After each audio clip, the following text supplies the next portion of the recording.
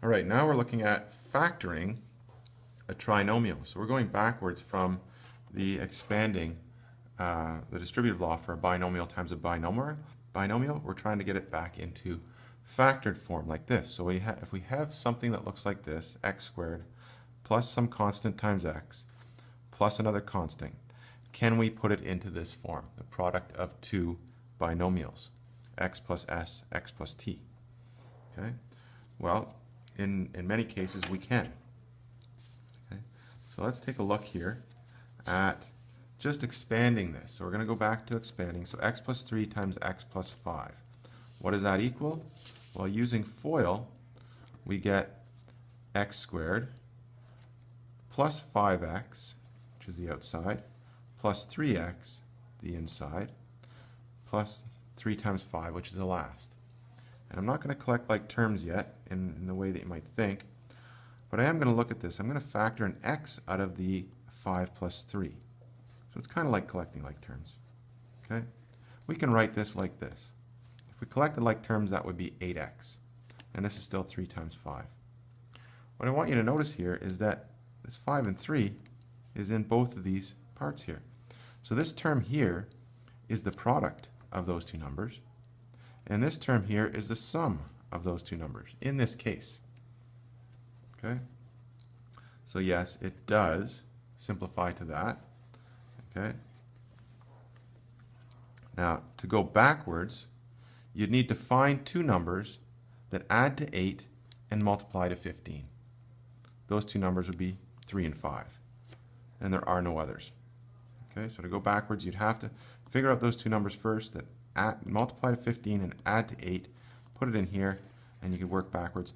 Or if you know those two numbers, 3 and 5, you can just jump right to there. Okay, so in general, let's take a look what happens here. So for x plus s times x plus t, well, first x squared, outside tx, inside sx, and the last term is s times t. Okay, so s and t are just some numbers.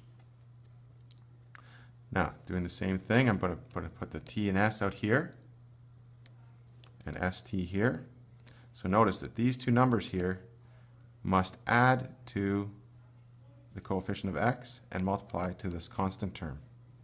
If you find those two numbers, you can jump right to the factored form backwards. Okay? Okay, so in this form, if you can find two numbers, s and t, that add to the coefficient of x, so s and t add to the coefficient, the number in front of x, and multiply to the constant term, this is the constant term, then you can factor the quadratic to x minus s, x plus t. So those s and t, x minus s, x plus s, and x plus t. Okay? So those would be the two numbers that you would find. So let's take a look at some ways of doing this. So say you have this one here, x squared plus 7x plus 12. Well, let's look for two numbers that multiply to 12. Okay, multiply to 12, that's the constant term, and add to 7, the coefficient of x. Okay, so what would those two numbers be? Multiply to 12 and add to 7. Well, I've got 3 and 4. Okay? So you could break this up into x squared plus 3 plus 4x plus 3 times 4. And those are just the s and the t values. Okay? 3 and 4, and you can write it in factored form like that.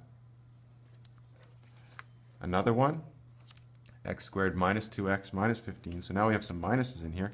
What multiplies to negative 15 and adds to negative 2? Well, those two numbers are 3 and negative 5. Okay? So that would be the s and the t. And you could jump right to the factored form, x plus 3, x minus 5. Okay? So that's your s and t. One more example. Jump over here.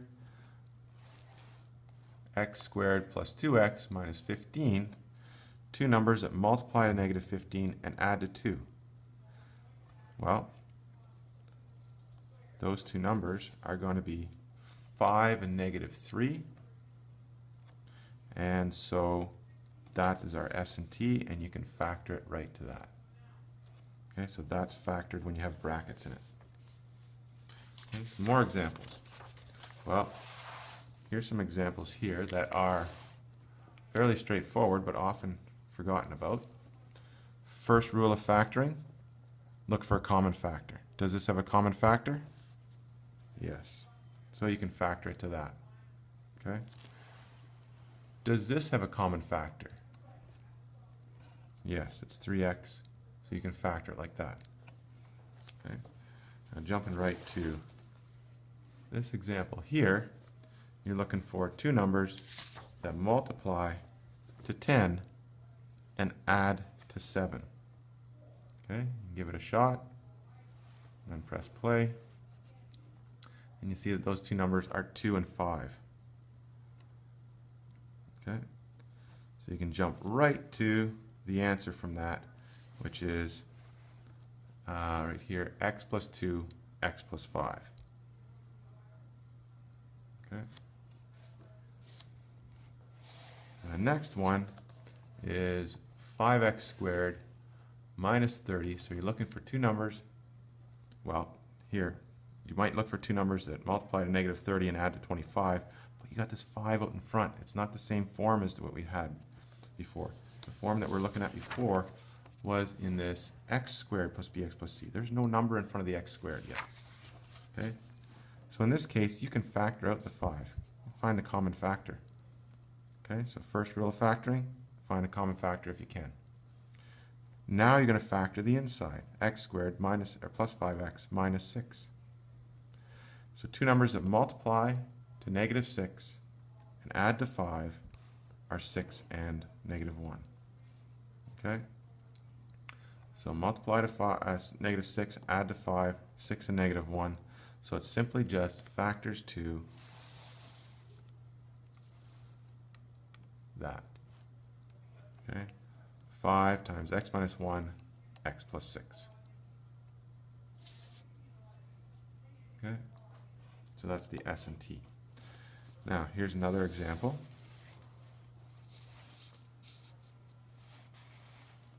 Okay, so let's try this one. So x squared minus 8x plus 15, two numbers that multiply to 15, add to negative 8. Pause it and try it if you want. Okay, so those numbers are negative 3, negative 5. You can do this factoring thing out here and put it together like that, or you can just jump right to the answer. Negative 3, negative 5. Okay. You really should understand the reasons why this works, so that's why I'm showing that. So x squared minus 7x plus 12. Again, pause it if you want to try it. Two numbers that multiply to 12, add to negative 7, are negative 3 and negative 4, and that is the factored form of that trinomial. And that's it for factoring trinomials of that form.